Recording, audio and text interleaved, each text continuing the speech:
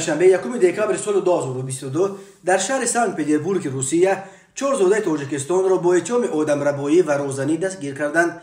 خدمات مطبوعات ریاست تفتیشات سنت پتربورگ خبر داد که به ضد آنها بر اساس 2 ماده کودکس جنایتی روسیه بندهای ا و گ، قسم دوم ماده 126 آدمربایی و قسم دوم ماده 162 روزنی پرونده جنایتی گشودند و حالا مسئله اعلان عیبنامه و انتخاب چاره پیشگیری نسبت به این 4 زاده تاجیکستان در دست بررسی قرار دارد. خود بازداشتگان برای شرح قضیه دسترس نیستند، ولی بنا به فرضیه تفتیشات گمان بر شوندگان روز 24 اکتبر سال 2022 در یک پارکوفکا در خیابان دونای به یک هموطن خود حمله کرده او را با زوری به ماشین تمغه رنو بار کردند.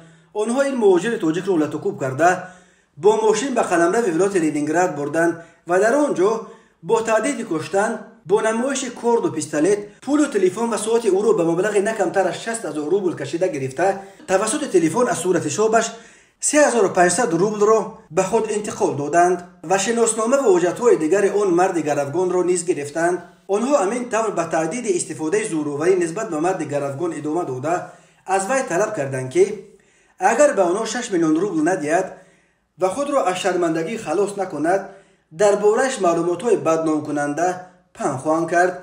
جبردیده از ترس این تهدیدات اعتراف کرده است که 800,000 روبل دارد. بعد این گروگانگیران او را به نزد یک بنا در کوچه دوم کراسن آرمیسک آوردند.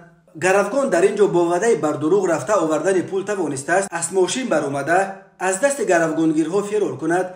ریاست تفتیشات میگوید در جریان کوفتوکوب دلیل‌های برای تفتیش این پرونده جنایتی مهم یافت و مصادره کرده شدند.